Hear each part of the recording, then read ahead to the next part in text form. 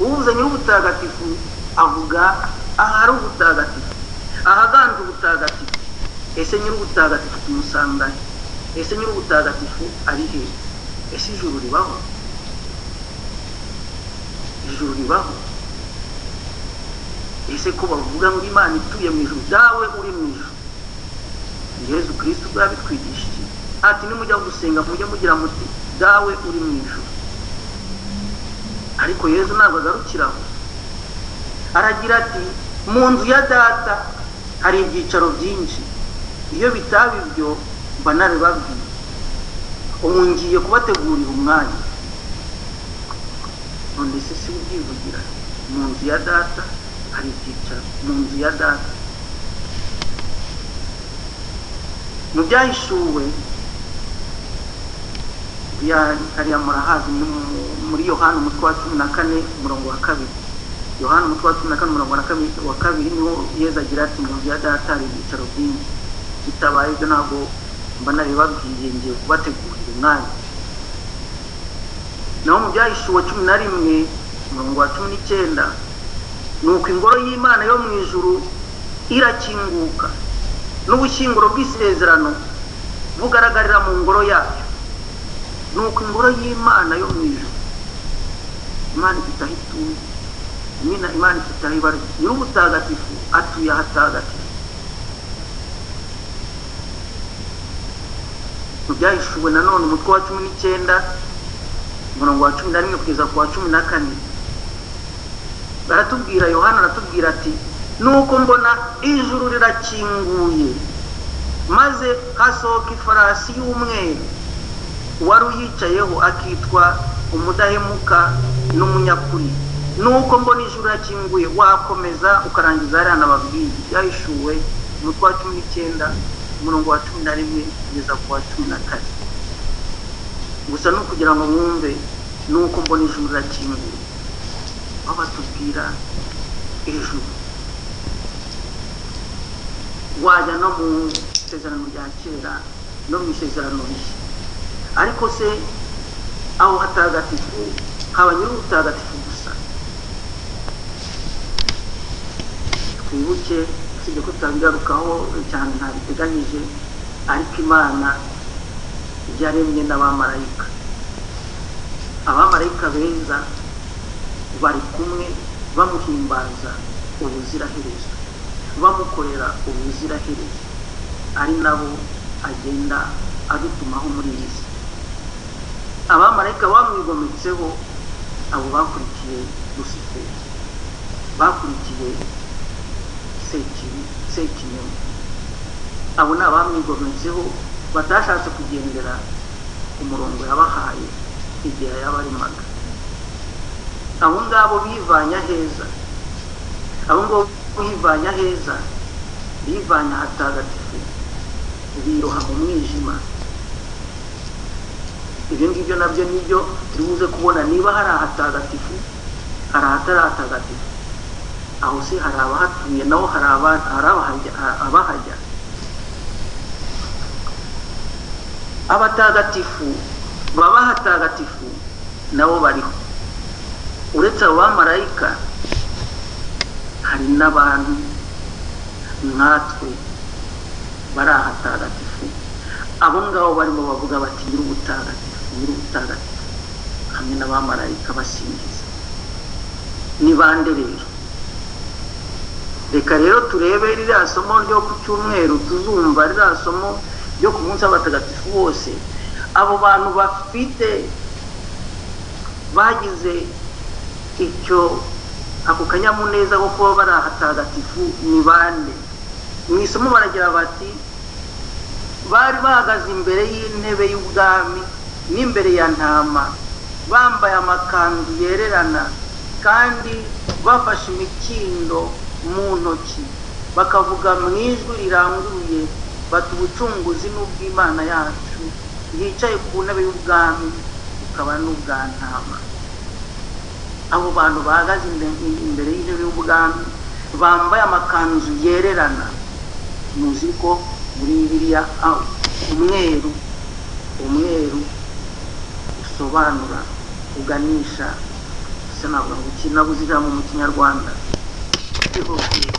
La pureté, l'innocence, la virginité mu kinyarwanda cyangwa mu kirundi niba mwareba ukuntu mwabivuga. Ikizira icyasha, ikizira ubwandu, ikizira icyaha, ikizira inenge, nuko umweru bambaye amakanzu yererana, ni ukuvuga bazira inenge, bazira icyasha, bazira ubwandu, bazira icyaha, bafite n'imikindo mu ntoki.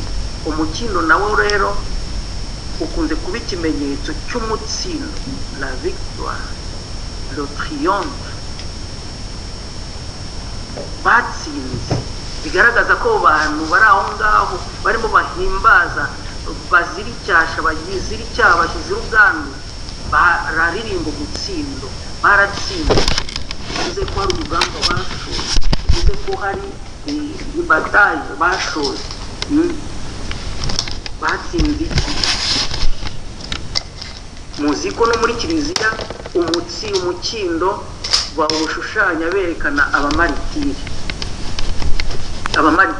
Mu gihe abisi n'abishi baho bumvaga yuko babagangije, babashebeje, bo babaga batsinze muri Kristo. Bariya baribwaga n'intare, bariya baterwaga amacumu, bariya batwikwaga, barimo baririmba.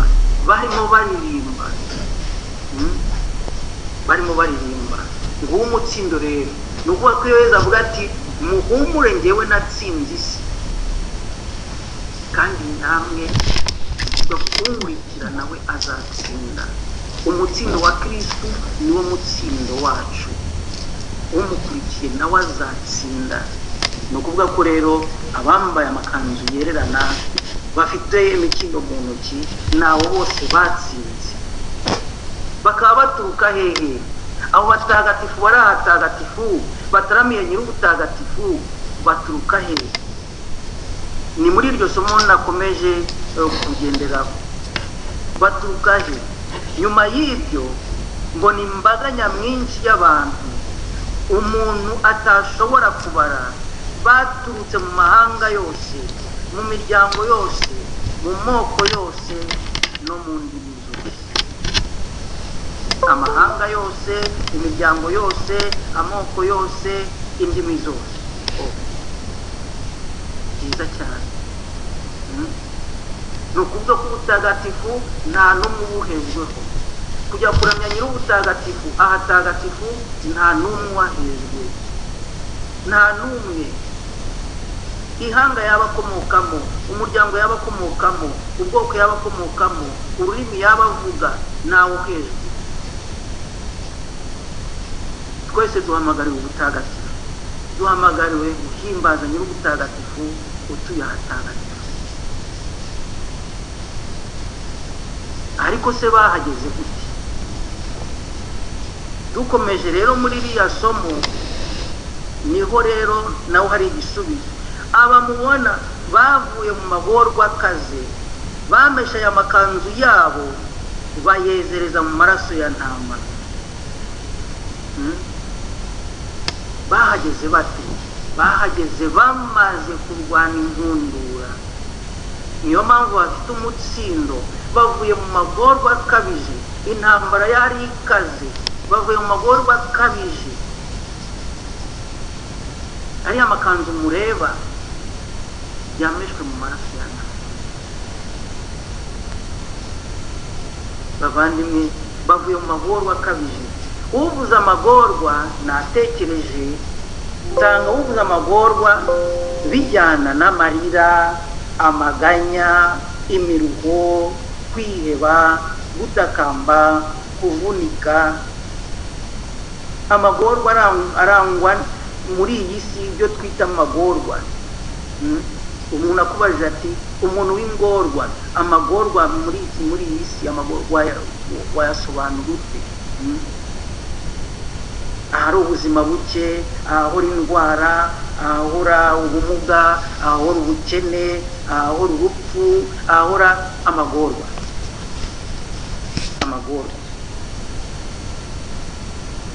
ayo magorwa akaba ikinyuranyo cy'ibyishimo.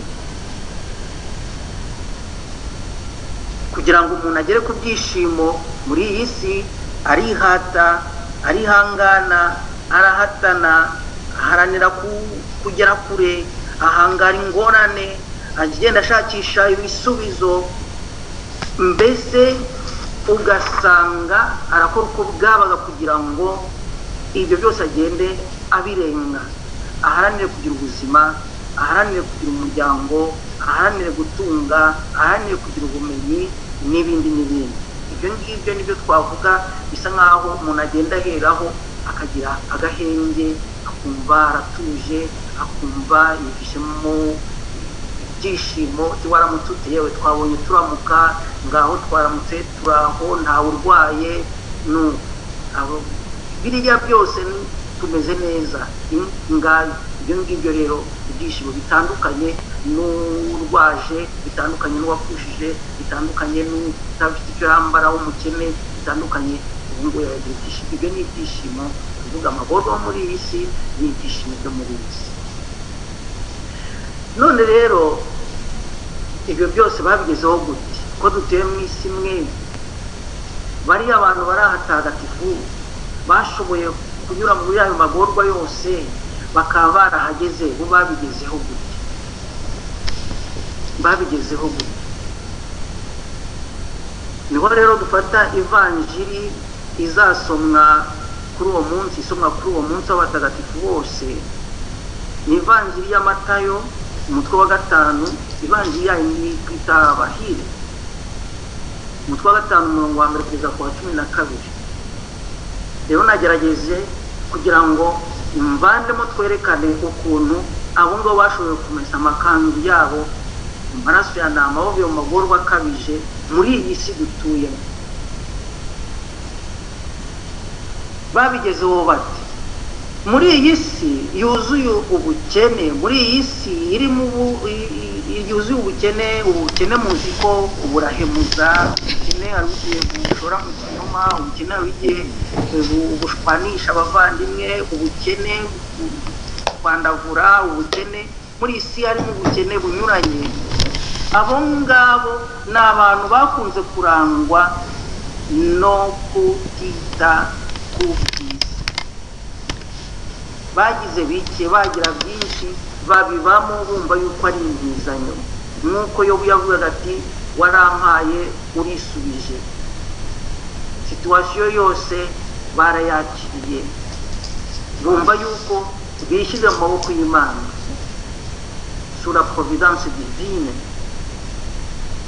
Abo ngabo nibo akenshi usanga bitwa injiji, abatagira icyo bitaho, abatazi kwirwanaho. Abo ngabo iyo yo ni ngo hahirwa abakene ku mutima, ngubwo ubukene ku mutima. Hariho n'abagira byinshi ariko ugasanga bariho nkaho ntacyo batunze, batabiha ako gaciro ngo babiramye, babisumbishe umuntu ubwe. Muri iyi si yuzuyemo abirasi, kubera icyo bari cyo, kubera icyo bazi, kubera icyo batunze, kubera inkomoko yabo, kubera igihugu bavukamo, kubera ubwoko bwabo, ubwirasi. Abo ngabo ni abantu baharaniye guca bugufi, bariyoroshya, bemera kuba insuzugurwa, kwibaba ba nyuma, akenshi banahabwa n'akato. Ese kuki witwara gutyo kandi uri umwana wo mu bakire?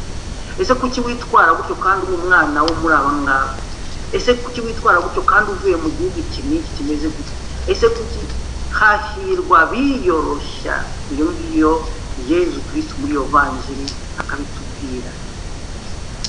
Muri iyi si aho buri wese ashaka kugendera kure icyamubabaza, icyamuhangayikisha, aho ahungira kure ububabare, aho usanga yifuza yewe n'urufata icyama nkavaho, aho usanga dushyira imbere ayo mategeko nka kuriya hari itegeko bavuga bati umuntu udashobora kwihanganira ububabare bwe cyangwa ubwabe bamuvanaho, bigira inzira za etanazi. Izo ngizo abavuga bati ntabwo nakwihanganira gutwara inda kubera ko rwose birandenze nibayivanemo. Ngibyo ibyo turimo ubu ngubu. Muri iyo si rero abo ngabo bo babaye abakira ububabare nka kimwe kigize ubuzima bwa muntu. Barangamira uwabambwe ku musaraba. Umusaraba aho kucyaha barawusoma, barawuheka. Abo ngabo muri iyi si bariho kandi babayeho. Muri iyi si iyo ni yandi ngo hahirwa abababaye ko bazahozwa. Muri iyi si yuzuyemo abanangiye umutima, abahigika Imana, abibereye mu kwishimisha, abumva ko nta cyaha kibaho, abumva ko byose byemewe, abumva ko nta na kimwe kitabemerewe. Abo ngabo muri iyi si turabavunje. Abo ngabo rero tuvuga bameshe imyenda yabo, ni bariya biyemeje guharanira gutunganya Imana, kuyikomera ku itegeko ryayo, kwirinda icyitwa icyaha cyose, banga kwiyandavuza. Muri iyi si yuzuyemo ubwikunde, ukwikubira. Muri iyi si aho umukene nta jambo, umunyantege nke nta jambo. Iyi si yuzuyemo abantu benshi badafite icyo barya, badafite n'icyo bambara, badafite amazi, badafite aho bataha, badafite aho baryama, ntibagira ababitaho, ahubwo buri wese yireba kugira ngo azamure. Nk'uko papa yabivuga, ubukungu bw'isi ngo buri mu maboko y'abantu 100. Ugasanga hari ahantu n'ibyo abadafite ibintu by'ibanze kugira ngo bitwe babeho neza nk'abantu Imana yiremeye. Muri iyi si rero hari abarambura amaso bakitangira abo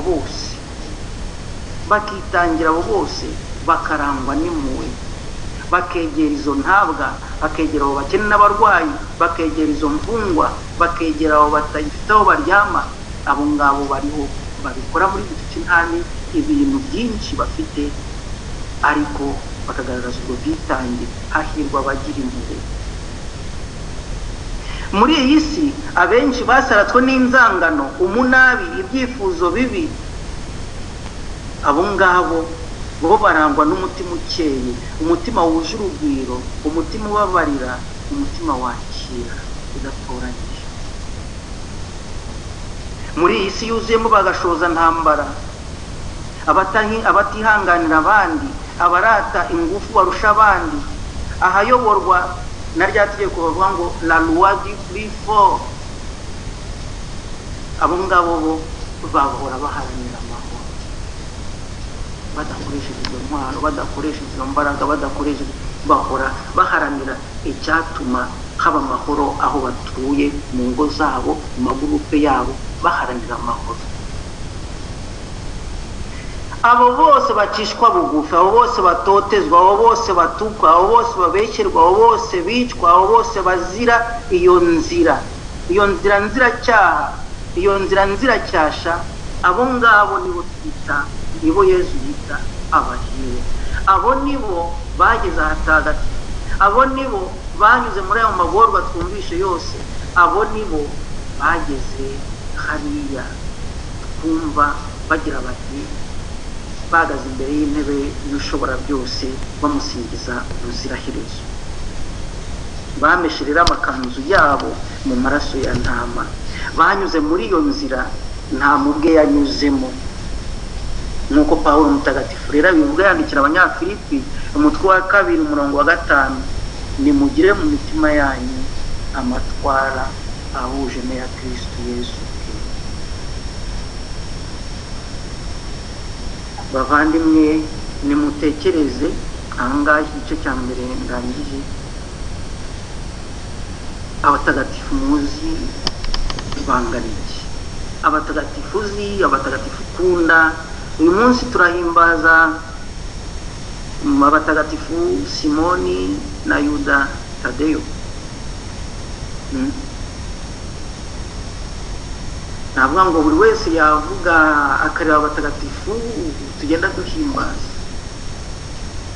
Umutagatifu wasomeye ubuzima ushobora muri ibi ngibi twavuze, uyu usomye ivanjiri y'abahire uhita umubona nka Teresa w'i Calcutta, nka mutagatifu Teresa w'umwana Yesu, nka mutagatifu Yohani Pawulo wa kabiri, nka mutagatifu Padiri Pio, nka mutagatifu cyangwa bazina bawe mutagatifu ubuzima bwe yanyuzemo bumeze bute.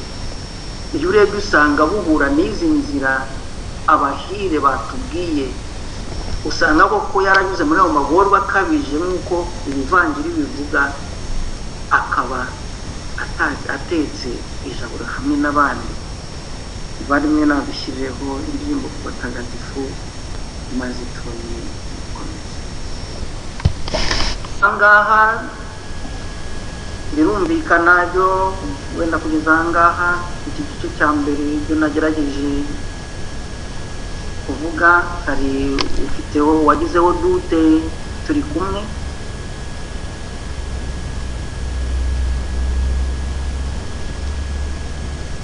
Tubyizere ko turi kumwe.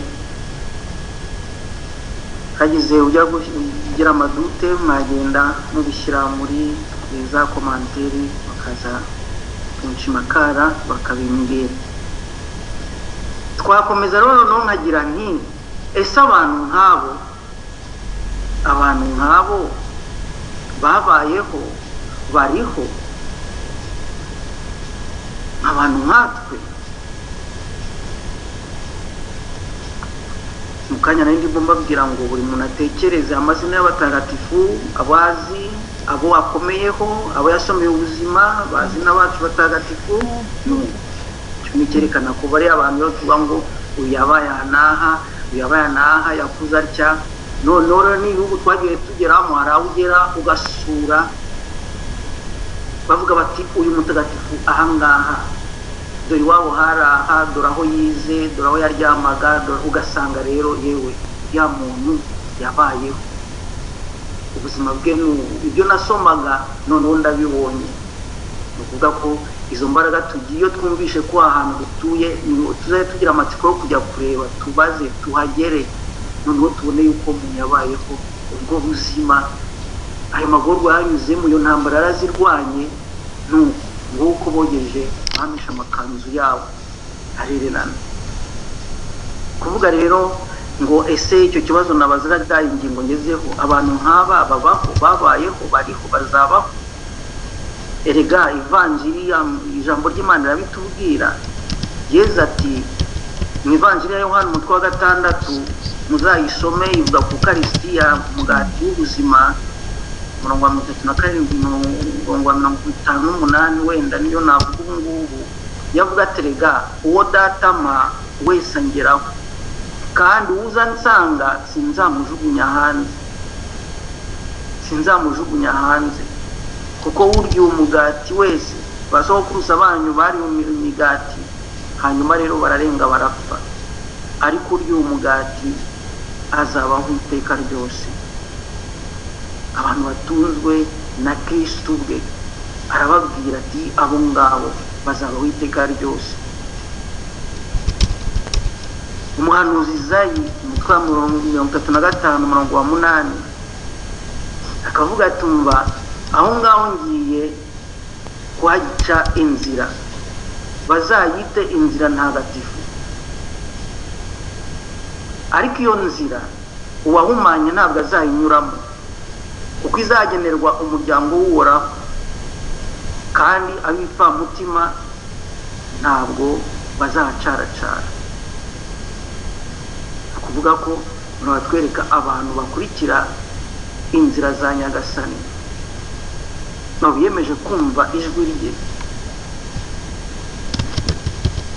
Imana none igakomeza igira ati muzaba banyu, muzaba intungane nk'uko nanjye ndi intungane.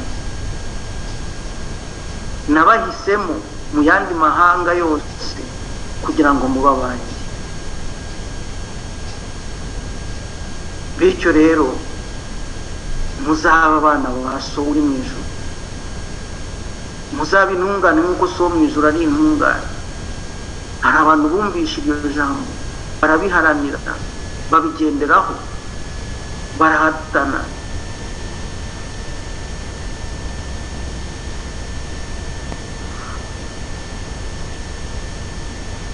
Iyo Pawulo mutagatifu abwira abanyaroma atari ku bungubu kuva aho mugobotorewe icyaha mukaba abagaragu b'Imana mweze imbuto zigeza ku butagatifu, amaherezo akazaba ubugingo bw'iteka.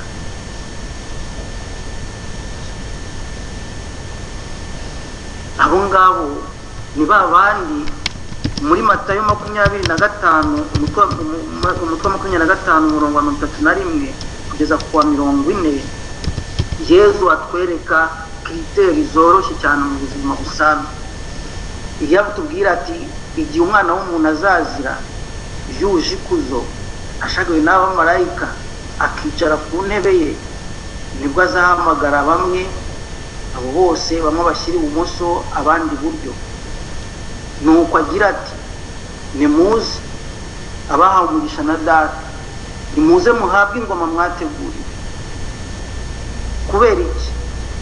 Kubera ko dore narashonje muramfungurira, nagize inyota mu mucyo kuri, naje ndi umugenzi murancumbikira, nari nambaye ubusa muranyambika, nari ndwaye muransura, nari imbohe muza kundeba. Abandi batere hejuru batangare bati nyagasani wowe twahuriye nawe muri iyi si yacu, aho twari twibereye hariya mu Gahoromani, aho twari twibereye hariya. Ati niceceke, ibyo mwagiriye umwe muri abo bavandimwe banjye bari abaciye bugufi burya n'igihe mwabigiriraga, nimuze.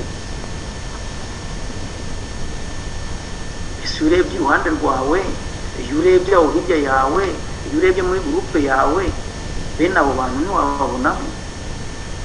Ese iyo turebye ubuzima bw'abatagatifu Kiliziya yaduhaye w'amazina tuhora tubona, ugasoma ubuzima bwabo, ntiwabonamo bakurikije izo nama za Yezu Kristo? Kubyo nawe wavuga uti uriya muntu, uriya muntu, uriya muntu. Nuko rero twakomeza aho ngaho, no kuvuga ngo abo bantu babayeho, bariho, abatagatifu babaho, bababikesha se. Dusanze rero yuko nuko Imana iduhamagarira ubutagatifu, ahasigaye ni ukubigerageza tugakurikiza. Muzaca muri Bibiliya murebe ibyo byose mwasabwa kugira ngo mugere kuri iyo bizika, mugere aho hantu hatagatifu. Muri Bibiliya ni nyinshi cyane. Ariko se nanone dukomeje, hari abatagera aho hantu hatagatifu mu ijuru, abatagira ubugingo bw'iteka. Iyo vanjiri niyo nahita nkomereza uyu Matayo 25 uko tuba tugeze kuri 40 tugera kuri 41 tugakomeza. Ngo hanyuma azabwira ibumoso ati nimumve iruhande mwabivume mwe, mujye mu muriro w'iteka wagenewe Sekibi n'abamarayika be. Kubera iki se? Kuko nashonje nimwamfungurira, nagize inyota nimwampa icyo kunywa, naje ndi umugenzi nimwancumbikira, nari nambaye ubusa nimwanyambika, nari ndwaye cyangwa ndi imbohe nimwaza kunsura. Amaze batari ko nyagasani nawe ubuse twakubonye he? Aho twiyari twibereye mu kazi, aho twari twibereye naho twari twibereye, wowe twakubonye. Ati muceceke, ibyo mutagiriye umwe muri bari abatoya ngiye mutabigire. Kwa 25 ivanjiri ya Matayo umurongo wa 44 kugeza kwa 45. Abo ngabo bumva mu ivanjiri ya Luka umutwe wa 14 umurongo wa 23 kugeza ku 24, igihe batubwira bati nyirurugo abwira umugaragu we ati ongera ujye mu mayira yo mu cyaro no mu mihora, maze uhate abantu baze mu nzu yanjye bayuzure. Kuko mbibabwira nta n'umwe mu bari batumiwe uzakora ku biryo byanjye.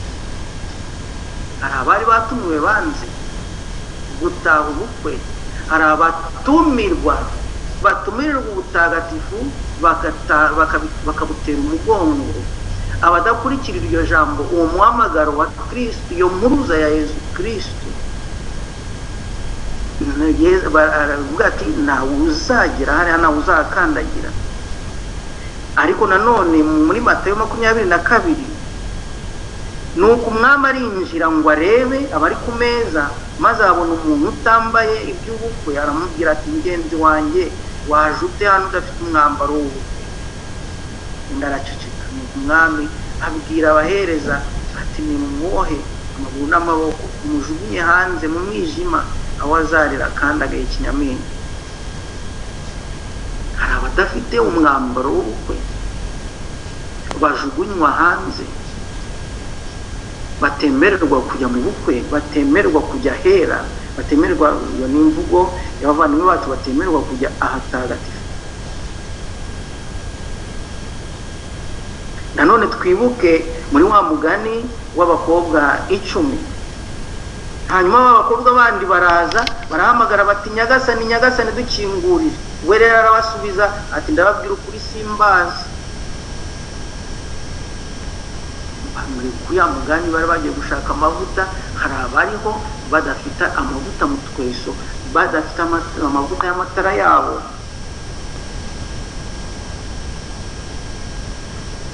Ariko nanone hari abarangwa noneho n'ibikorwa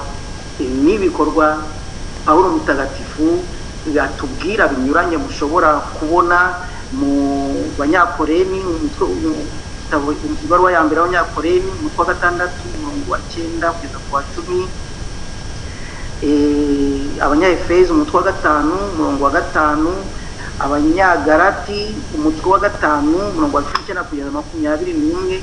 Ahantu Pawulo mutagatifu agenda agaruka kuba ari abantu bose bagendera kure, barangwa n'ibikorwa by'umubiri, barangwa n'ibyo byose bakura, ubusambanyi, ubuhabara, ubwomanzi, gusenga ibigirwamana, kuroga, kwangana, gukura intonganya, ishyari, uburakari, kwifuza, amazimwe, amakimbirane, inzika, ubusinzi, ubusambo n'ibindi nk'ibyo. Ndababuriye nk'uko nigeze kubibabwira, abakora bene ibyo nta murage bazahabwa mu ijuru.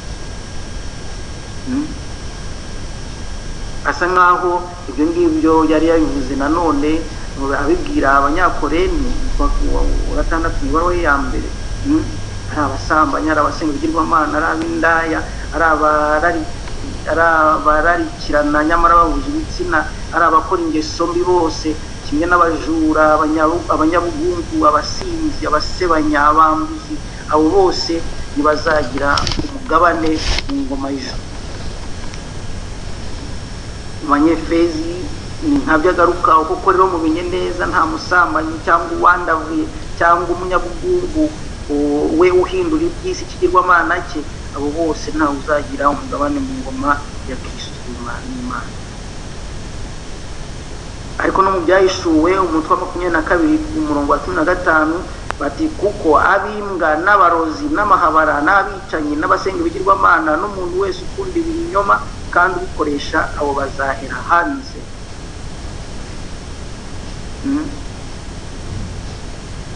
Urumva rero yuko ahatagatifu hari abazahagera, abahagera banyuze ahakomeye muri amaguru rwose bakayarenga. Ariko twumvise yuko hari n'abandi tuvuga bati oya oya oya oya, kubera ko ari ahantu mu ivanjiri ya Matayo umutwe wa 7 umurongo wa 21 kugeza ku 23 yavuga ati umbwira wese ngo nyagasani nyagasani si uzinjira mu ngoma y'ijuru, ahubwo nukora ibyo data uri mu ijuru ashaka. Kuko benshi bazambwira uwo munsi bati nyagasani nyagasani, ese nitwahanuye mu izina ryawe, ese nitwirukanye rombi mu izina ryawe, ese nitwakoze ibitangaza byinshi mu izina ryawe? Ngo nzababwire ni rwose sinigeze mbamenye, ikireho mwankozi z'ibibi. Ni ukuvuga ko aho ngaho kutwereka yuko ntabwo ari automatique, l'accès n'est pas automatique. Uvuga ko iriya ntambara, ariya magorwa, biriya byose twabonye mu isomo tuzumva kuri uriya munsi mukuru hamwe no mu bahire ni ukuri ni intambara irwanwa buri munsi tudatezuka. Hariya Yezu avuga ati ikiruta nuko wabura urugingo rumwe mu ngingo zawe aho kubona umubiri wawe wose ugiye mu nyenga y'umuriro, biba byakomeye. Avuga ati nta gukina kugera ahatagatifu, ubusingize nyir'ubutagatifu, umusingize ubuziraherezo, muritonde. Ikiruta wabura urugingo rumwe, avuga ati iryo jisho, ukuboko, ibiki, ati ikiruta nuko wabura ariko ukagera aho kugira ngo ujye mu muriro ufite ibyo byose. Aho ngaho rero nagira ngo mbereke noneho izo nzira ebyiri. Ni ukuri uwanogeye Imana akanyura mu nzira imushakaho agera ahatagatifu kamusingiza ubuziraherezo, ariko ubikerenza, utabiha agaciro, uwiberaho uko abonye, uwishimisha muri ibyo byose, akumva ko ijuru rye nk'uko tubivuga ijuru rye yarigezemo, biragoye. Nicyo rero twita ukorama, nicyo twita l'enfer, nicyo twita kujya kure y'uruhanga rw'Imana, nicyo twita umwijima ngo kwa Sekibi n'abamarayika be, nicyo twita abo bahekenya amenyo. Ni ukuvuga l'enfer c'est l'exclusion, les exclués du royaume. Ni ukuvuga nuko mujye kure yanjye, mwumve imbere. Ni ukuvuga kutareba uruhanga rw'Imana, umuremyi wacu nyir'ubutagatifu, mujye kure, mwumve imbere. Aha ngaha rero aho ngeze ni ukuvuga ngo ese uretse izo inzira ebyiri zigaragara kugenda, muze ntore zanjye, muze muhabwe ingororano, noneho mwumve imbere mujye kwa Sekibi n'abamarayika be. Ese hari indi posibilite yabira aho ngaho? Niho rero ngiye kugera. Kubera iki? Ese iruhande rw'izo nzira ebyiri hari indi ishoboka? Aha niho ngiye kuvuga purgatori, isukuriro.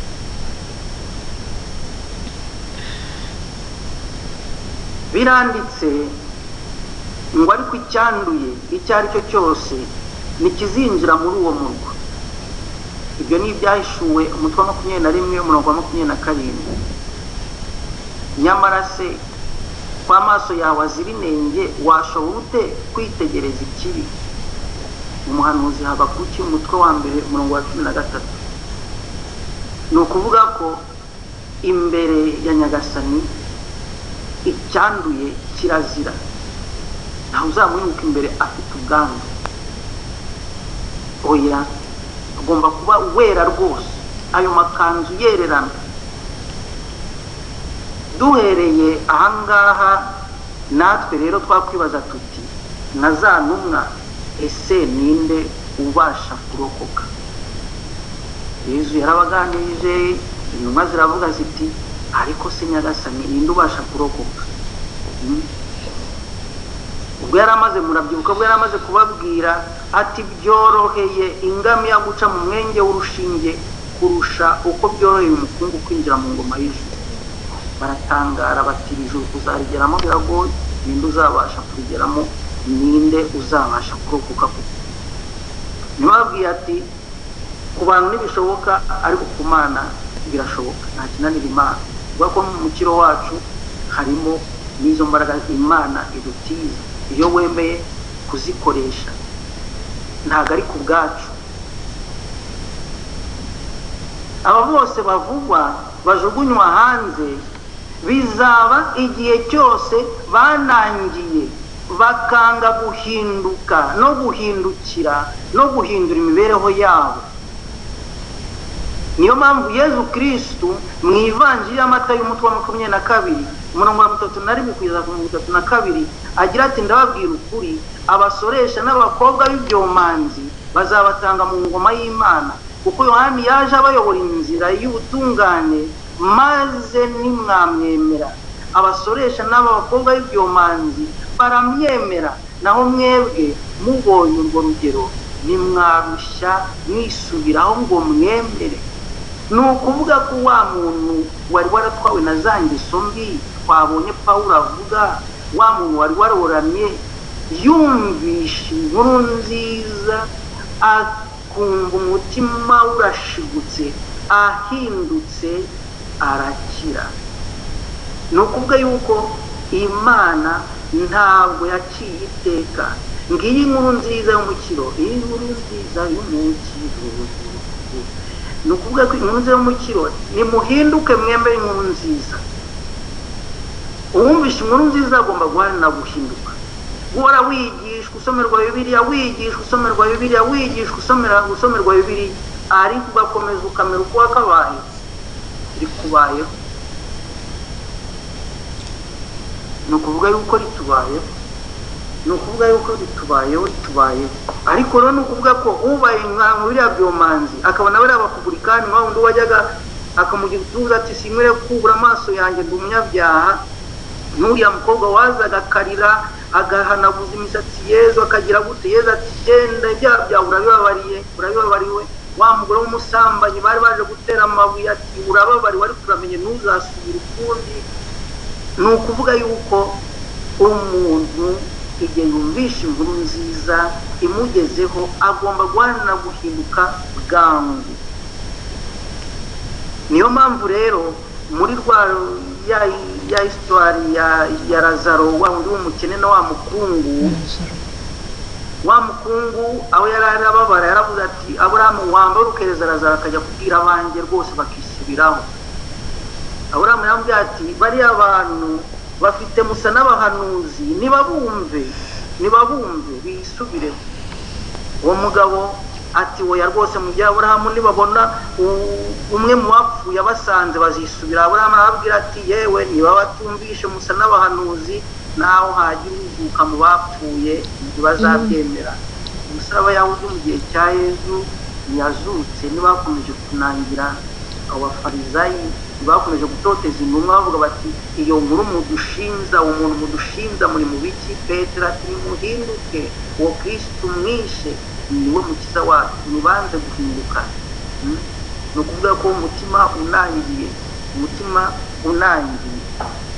Rero igihe kirageze, none ingoma y'Imana iregereje, nimwisubireho maze mwemere inkuru nziza. Abanangiye bahugiye mu bindi nibo bazibona kure yayo, kuko mbibabwire nta n'umwe mu bari batumiwe uzakora ku biryo byanjye. Ni ukuvuga baratumiwe, babonye invitation, babonye abagaragu bongera kujya kubibutsa bati ubukwe bwageze, baranga bati nibereye mu bimasa byanjye, nibereye mu birima yanjye, narongoye, nashingiye. Ariko murebe byose, ibisubizo byose dutanga kugira ngo tudasabana n'Imana. Buri wese afite impamvu atanga kugira ngo adasabana n'Imana, kugira ngo izi sosiyete dutuyemo za Burayi zaje ziko kuzatera imbere, twibereye muri ibi n'iki byose ibyo mu pasi mu gihe batabibona. Nuko baragashize, bageze iyo bajya, ukareba uti yewe muraba bandi nibereye muri ibyo. Iriya vanjiri ukayibona yishushanyije neza. Wagera rero n'iwacu, umwe yagiye gushugurika ibi ari muri ubwo bukene twiberamo, ugasanga igihe kizagera aho ngaho nta gisobanuro kindi bumva. Nuko rero muvandimwe, aha ngaha niho umuntu ahita avuga ati abo ngabo bisubiyeho nibo bazahura na Yezu yirimuwe, nibo bahura n'Imana yirimuwe. Uhoraho ni umunyampuhwe, ni umunyambabazi, atinda kurakara kandi akagira urugwiro, akagira ibambe. Iyo Mizaburi ya 13 umurongo wa 8. Ni ukuvuga ko impuhwe ze zigaragarira kuri abo bose, ariko impuhwe ze zirakirwa, araduteguza. Impuhwe ze zirakirwa kugira ngo twisubireho. Ntabwo Nyagasani yemera uburenganzira bwacu, yemera ko buri wese ayobora ubuzima bwe, ariko ashaka kugendana nawe igihe cyose umuteye umugongo, akakohereza abagaragu, n'ubumva akakohereza, agira akavuga ati nta kintu nakora. Ariko rero izo mpuhwe ze zihoraho. Niyo mpamvu rero Nyagasani ahora aduhamagara. Murebe wa mugani uw'abakozi bajya mu murima yahamagaye mu gitondo, hamagara saa sita, hamagara saa cyenda, hamagara saa 11, arakomeza agahamagara ngo tuze twitabe. Nyagasani kandi yishimira ko duhinduka. Murebe mu ivanjiri ya Luka umutwe wa 15, umugani w'intama yazimiye bagiye gushaka, umugani w'igiceri cyatakaye wa mukecuru washakaga, umugani w'umwana w'ikirara. Nuko Nyagasani ahora ateze amaboko ashakisha ategereje yuko umunyabyaha yahindukira. Kuvuga ko Nyagasani nagashaka kugira uwaca. Ibyo Yesu avugaga ati ntago ari njye uzabacira urubanza, ijambo nababwiye nibyo nzabacira urubanza. Bavandimwe rero, Gatigisimu ya Kiliziya Gatolika itubwira yuko umuntu wese upfuye agerageza iyo nzira yo guhindukira, agerageza inzira yo kunogera Imana, agerageza kumva yuko afite iyo nyota ashaka kwegera Imana, ibyo ngibyo akapfa muri iyo nzira yo kugerageza adasukuye burundu, atageze ku ndunduro yo guhinduka nyako, uwo nguwo ntabwo azacirwa. Uwo nguwo batubwira yuko Kiliziya muri nomero 1030 y'iyo Gatigisimu ya Kiliziya Gatolika, Catéchisme de l'Église catholique, ko ariko nyuma yo gupfa agomba gusukurwa ku buryo agera ku butagatifu nyabwo, kugira ngo abone kwinjira ahatagatifu mu bwami bw'ijuru. Nawe uzayunguka imbere y'Imana ubwami, nta Imana ni ubutagatifu, nta cyasha, nta sari datante yacu niho ibyo akantu kose akenda k'umweru, akasha gatoya kariho kose umuntu yihutira gukamesa kugira ngo kaveho. Nuko rero aho ngaho niho Kiliziya itwigisha ku byaha byoroheje, ko Kiliziya itubwira. Kiliziya yiyumvisha ko roho ibanza guca mu isukuriro, ibyo yita le feu purificateur, nk'uko Yezu byabivuga ati nicyo gituma mbabwira n'icyaha cyose n'ubutukamana bwose bizababarirwa. Bivuze yuko ari ibyaha bibabarirwa, bizababarirwa, ariko akavuga ati gutuka Roho Mutagatifu ntibizababarirwa, hari ibyaha bibabarirwa bitazababarirwa. Hanagira uvuga umwana w'umuntu nabi azagirirwa imbabazi, ariko navuga nabi Roho Mutagatifu ntazagirirwa imbabazi. Ari muri iki gihe, ari no mu kizaza. Kuvuga ko Yesu aravuga imbabazi muri iki gihe ubuzima turimo no mu gihe kizaza. None se wanda avuga ngo imbabazi mu gihe kizaza, aho handi n'irihe? Uwageze mu ijuru nta mbabazi abakeneye, n'uwageze mu mwijima nta mbabazi abakeneye. None se aho handi imbabazi mu gihe kizaza, aho handi Yesu Kristo ashaka kugana muri iki gihe no mu gihe kizaza. Ni Ivanjiri ya Matayo umutwe wa 12 umurongo wa 31 kugeza wa 33. Yarubatse muri icyo kibanza kandi umurimo we ugahonoka, azahembwa. Nawe nyir'umurimo uzaba wakongotse azabura igihembo. Gukira we azakira, ariko ntiwiyatse umuriro. Ariya ku muriro muri Bibiliya aho tugaruka ni uriya muriro navugaga, uriya muriro usukura,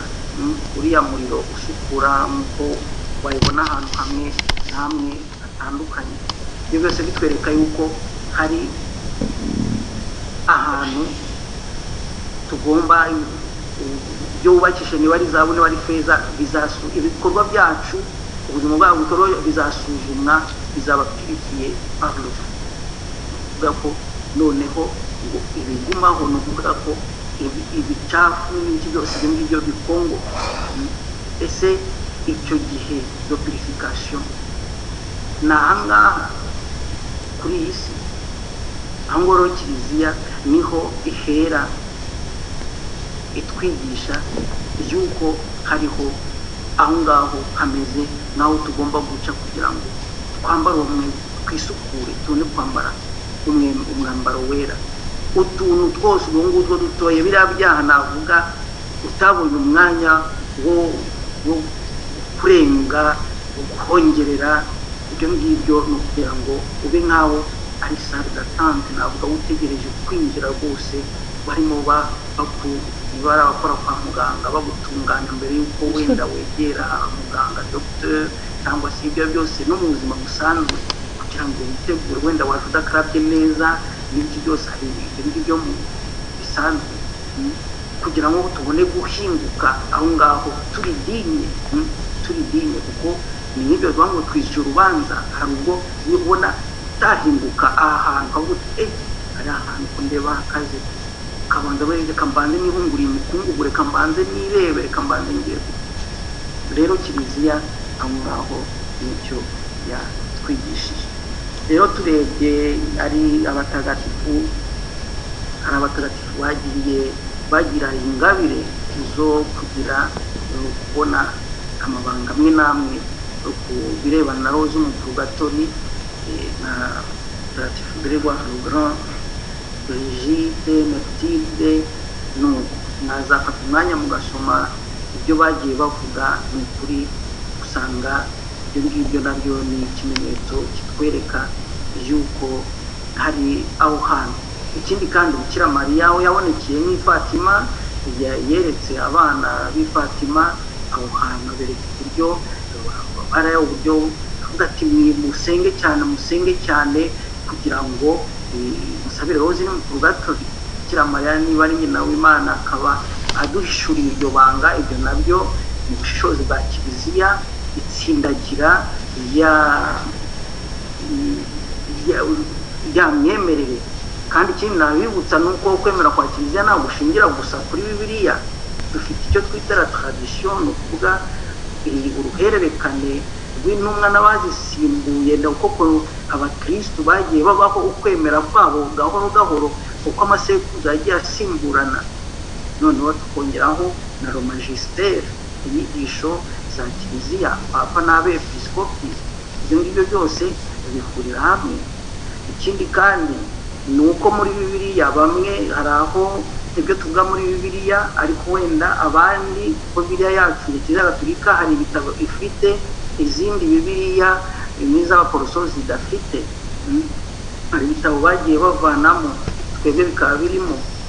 Noneho nka kiriya gitabo cy'Abamakabe dukunze gukoresha tuvuga n'iryo sengesho ryo gusabira abapfuye, icyo gitabo ntabwo muri Bibiliya z'abaporoso muzagisangamo. Igitabo cy'Abamakabe hariya bavuga ko bagiye gutura isengesho basabira abasirikare babo bari baguye ku rugamba.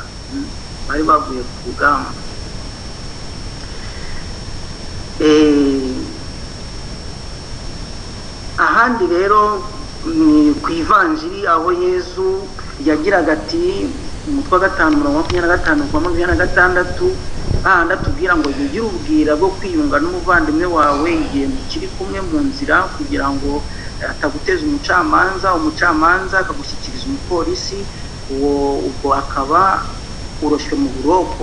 Ndikubwiza ukuri ntabwo uzavamo utishyuye byose kugeza ku gice cya nyuma. Abavandimwe yani badini bavuga yuko ibyo ngibyo ari ibireba iki gihe turimo gusa hano muri iyi si, ariko Kiliziya mu gusobanura yewe n'abakuru mu kwemera bagiye batwereka yuko biriya bishobora kutubera igishushanyo bikwereka yuko ugomba kwishyura twose akenda wapfuye hari utuntu utari washyira ku murongo kuko hari ibyaha bikabije, hari n'ibyaha biringaniye le péché veniel et le péché mortel. Bazayibona n'abandi bazayibasobanurira. Aho ngaho rero nibwo umva yuko ese ngubu mpfuye aka kanya ntabwo koko niteguye, ubu koko niteguye byose nta na kamwe utuntu twose ku buryo mfite accès direct, mfite itike yo guhita ninjira. Utugambo ibiki byose wenda navuze n'iki byose bene utwo twose ni uducapfu dutoya. Ese ngubu buri muntu yisuzumye agiye aka kanya. Nuko aho ngaho rero niho iriya Vanjiri baganishaga berekana ko rwose kugeza ku gice cya nyuma umuntu agomba kwishyura kugira ngo uvuge ko nta mwenda ureze ngaho tambuka. Aho ngaho rero niho duhera kiliziya iri ku isi n'iri mu ijuru yatsinze, dusabira izo roho ziri muri purgatori kugira ngo utwo twenda, utwo ducafu bwangu barihe ayo masantime yasigaye, nuko barangiza umwenda barimo kubera utwo dukosa bakoreye muri iyi si. Muri rusange rero icyo ni igice cya muri make cyari cyerekeye ibyo bice bitatu, ijuru, enfer na purgatori. Muri aka kanya ndumva nta kindi. Hari umuntu hano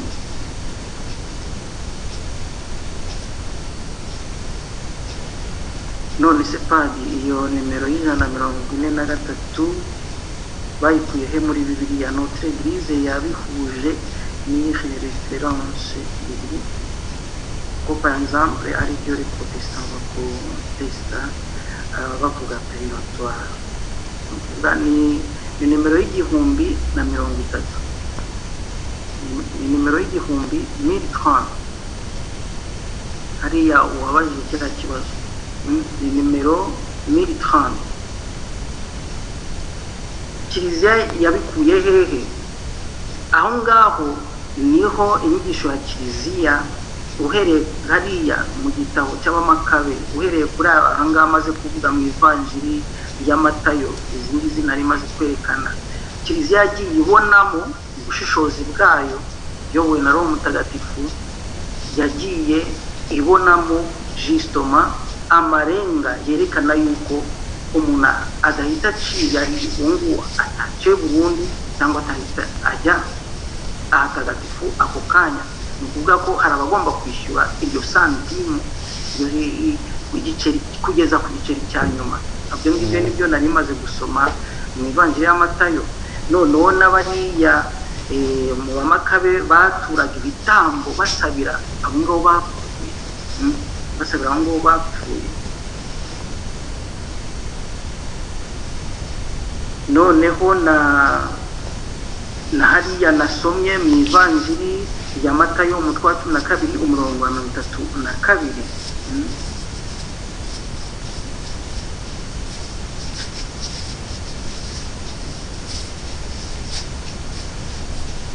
ndumva aho ngaho uwo muvandimwe namusubiza, wenda yabaje ikibazo ntari nahageze. Nuko rero aho ngaho ni kuri purgatori. Ubu rero ni saa tatu gusa.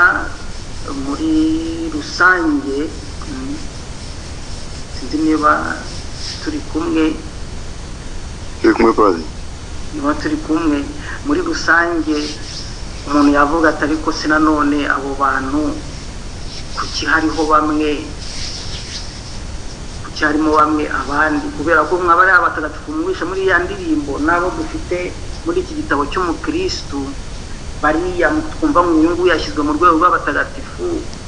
Ejo bundi hari umwana w'imyaka 15 Carlo Acutis washyizwe mu bahire.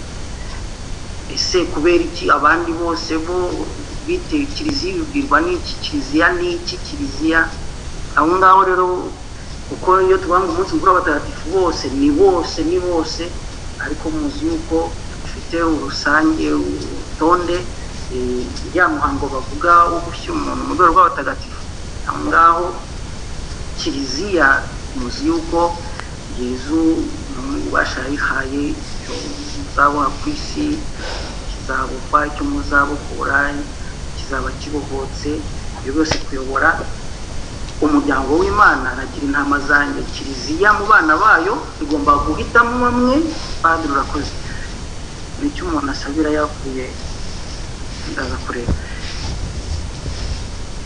Nabona iri jambo navugaga ni hariya navugaga ni kiliziya reba mu muryango abana bayo, ikavuga ngo hari abana no mu muryango bibaho, uriya mwana yawera abandi urugero, no mu muryango wanyu byabaho, no mu bana bawe byabaho, mu bana banjye uriya yabera abandi urugero. Kubera iki? Uriya mwana arumvira, uriya mwana yiga neza, uriya mwana none se kwabaho undi ubona yuko utabona ko yabera abandi urugero, ari mu bana bawe wibyariye.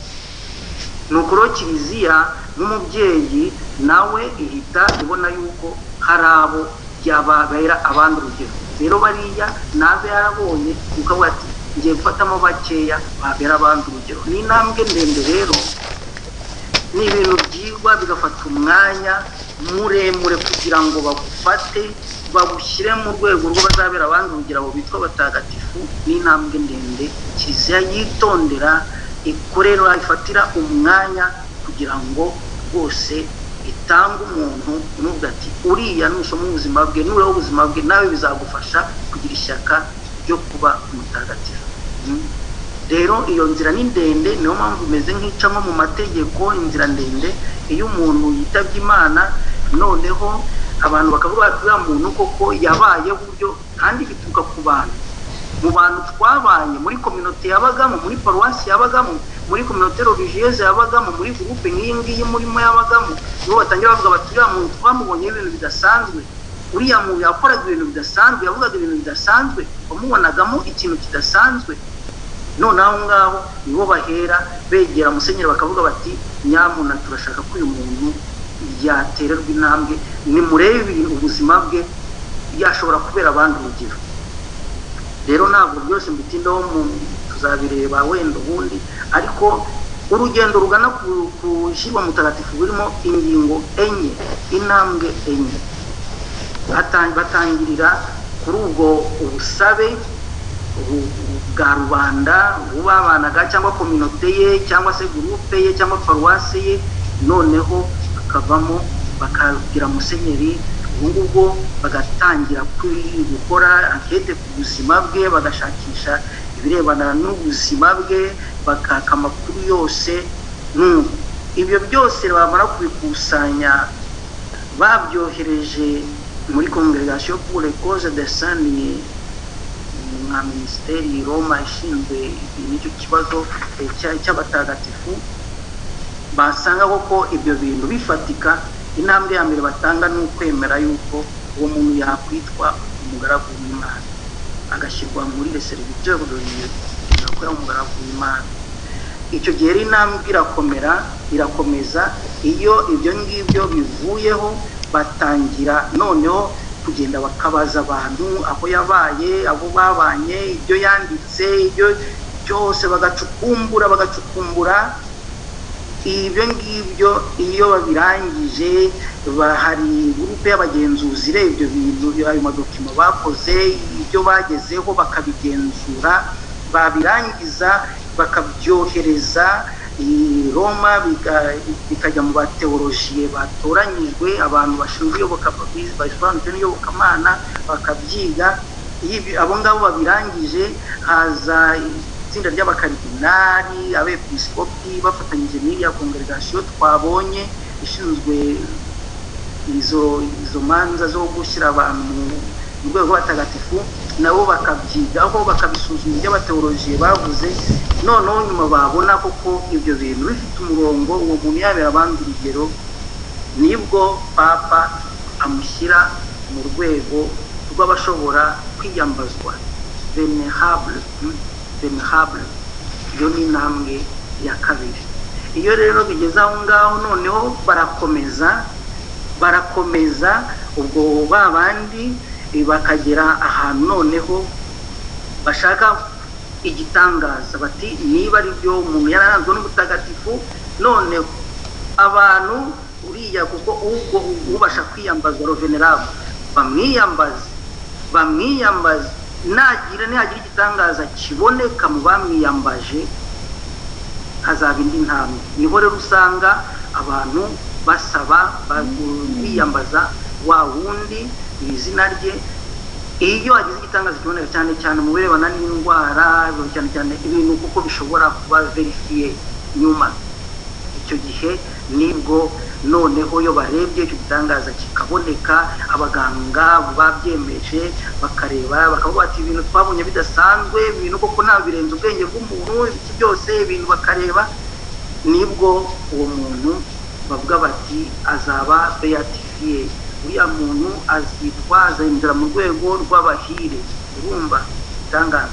Noneho nyuma yaho bati ntaho biragera, nanone haboneka iki ubwo ngubwo ariko iyo bigeze aho ngaho noneho mu gace atuyemo mu gace yavukagamo bashobora noneho guhabwa uburenganzira bwo kuzajya l'occulte kuri uwo muntu nk'uko twiyambaza mutagatifu muri rusange, ariko we noneho abari muri ako gace yabarizwagamo muri iyo diyoseze ye, muri ako gace gatoya noneho bashobora rwose kugira misa imyambaza.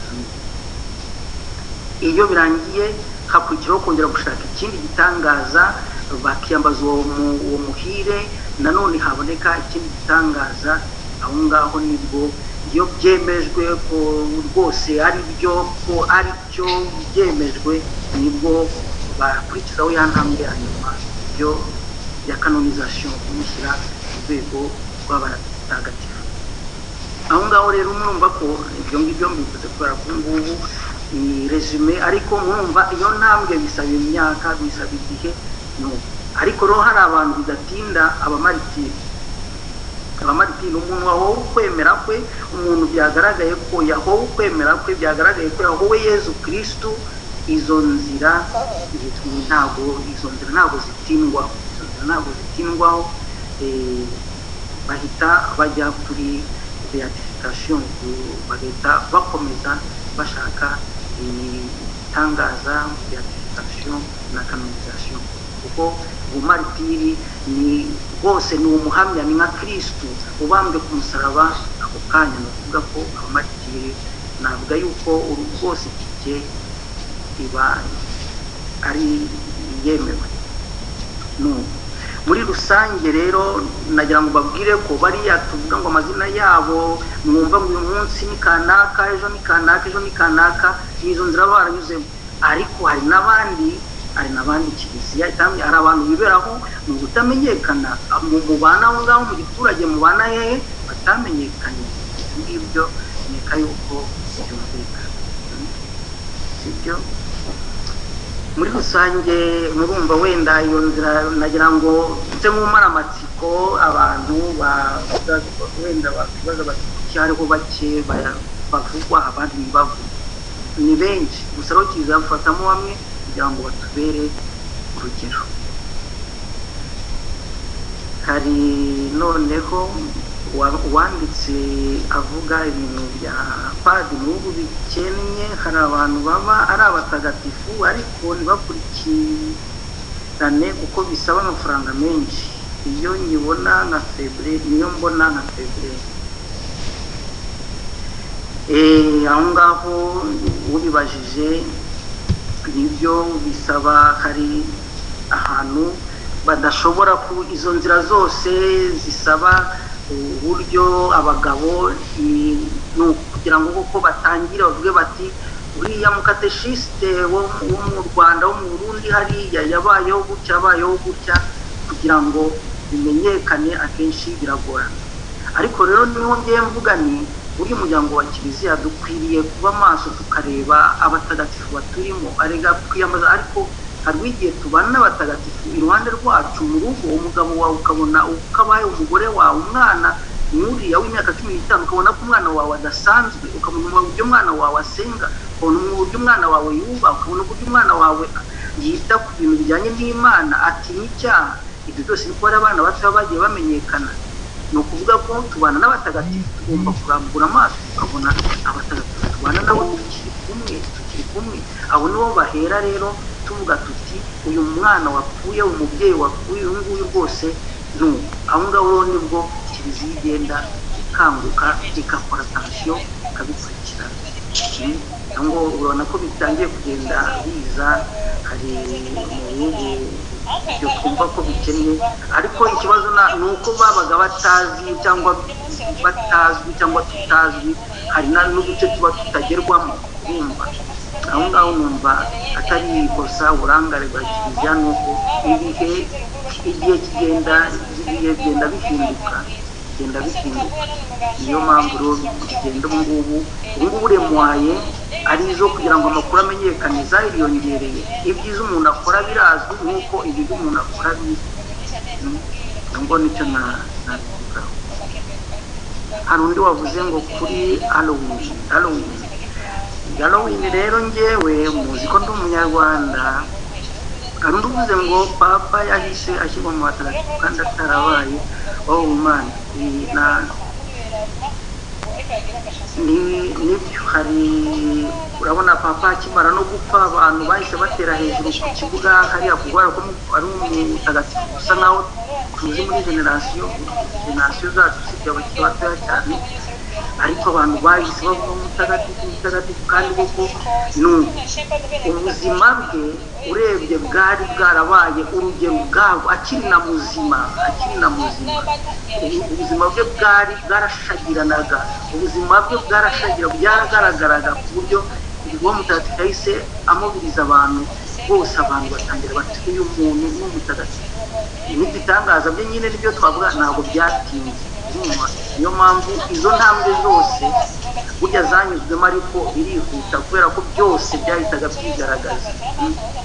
byigaragaza rero niyo mpamvu ntabwo yatinze Tereza wa Calcutta ntabwo yatinze cyane na Yohana 23 n'ubu bariho muri rusange ni ukuvuga yuko umuntu wabayeho nawe n'undi rwose byigaragaza ubwabyo rero umutagatifu ahita avubura mu mbaga agahita byerekana ati uyu mutagatifu wanjye ngibyo rwose kuko wabayeho niyo unapfuye bihita byigaragaza wabajije rero hano njyewe bino bintu nabisanze n'ahangaha imyaka mamaze ngerageza kugenda mbyumva mbireba abantu ntibari abaturimo baba mu bihugu by'iyo za Irlande bashobora kuba bazi aho bikomoka ariko iyo mbirebye noneho nkurikije bikeya amaze kugenda mbimenyaho nuko byose ibintu byatangiranye ni ibintu byo kuramya impfu na les esprits de la mort ukuvuga ko uriya munsi le 31 ngo bashaga nk'abakora umunsi mukuru usoza umwaka batangira undi munsi mukuru ukamara iminsi 7 harimo 3 imbere y'uwo munsi n'3 nyuma y'uwo munsi hanyuma rero sinzi icyo kimana la divinité yitwaga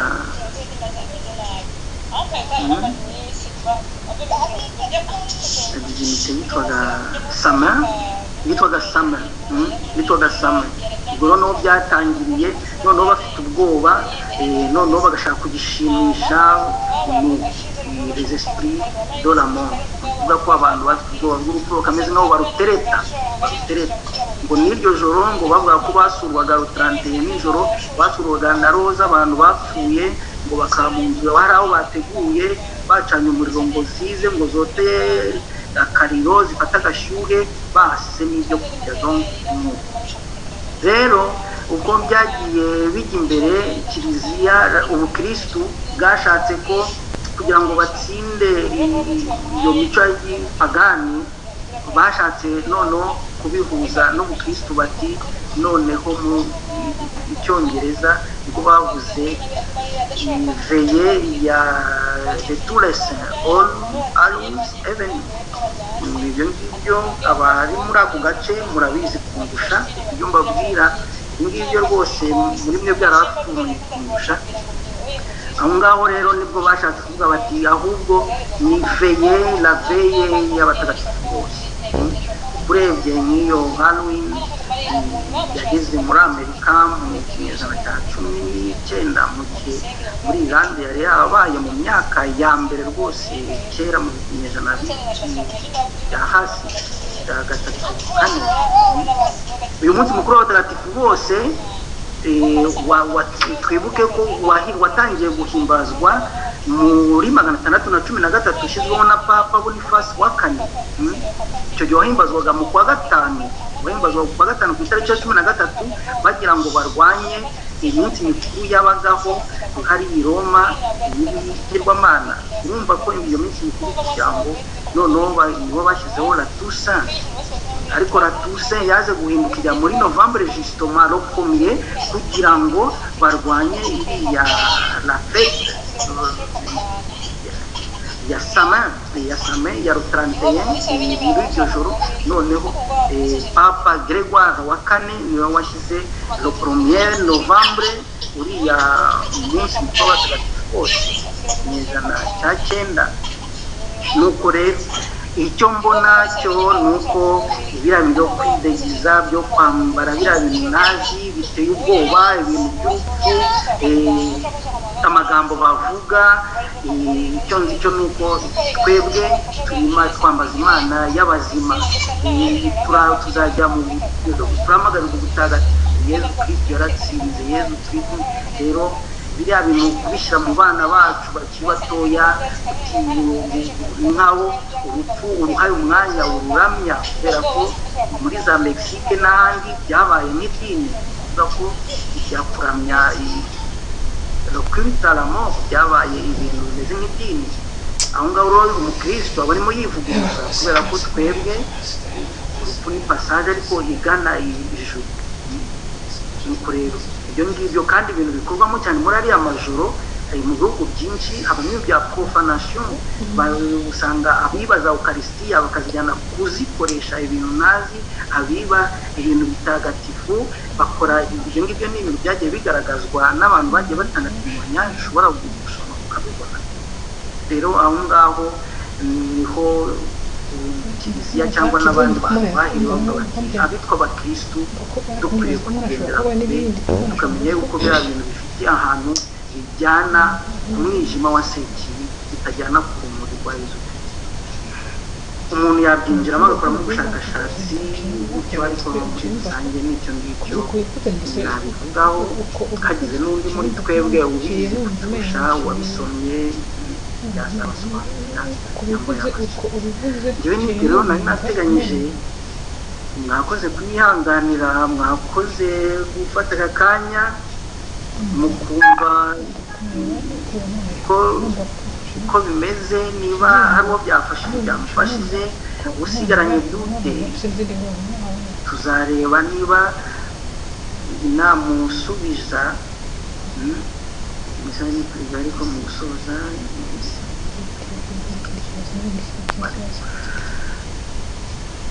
hari umuntu wavuze ngo wawe ibisano guterekera mu kinyarwanda, muri make ibonane ya shitani baraterekeraga.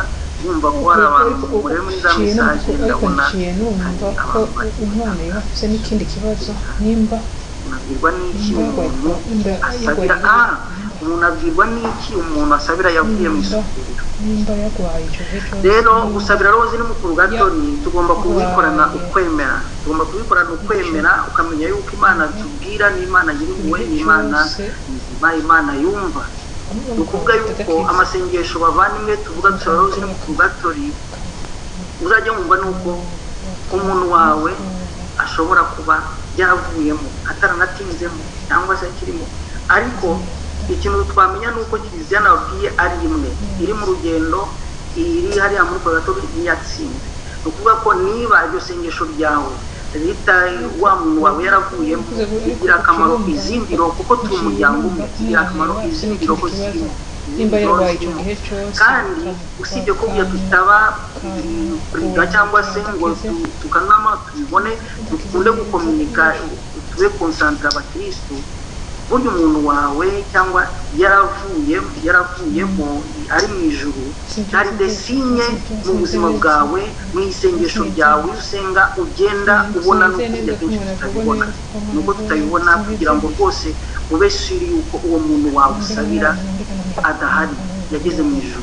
Izo sinye zishobora kuboneka, ikimenyetso nyagasani nakigwa cyangwa uwo mutagatifu akakigwa. Ariko burya kenshi nuko iyo twinjiye mu isengesho ukamenya ibimenyetso biragaragara. Dusabe kugira ngo tubone ibimenyetso duhabwa n'abo bantu bacu twasabiye bakaba baragizeho, kuko baranakwitura. Abantu wasabiye bakagera mu ijuru nabo baragusabira bakakwitura. Ni ukuvuga nari ngiye kuvuga ngo ni mpanguwe, ariko wenda iryo jambo nuko ari ukukunda cyane, ariko amasengesho dukora ni urugaga ku buryo abagirira akamaro, kuko abatagatifu badusabira nabo bagezeho baradusabira. Rero tubaye maso dushobora kubona neza ibimenyetso bagenda batwereka. ndabona rero ibibazo byari bihari ari ibyo ngibyo ibyanditse.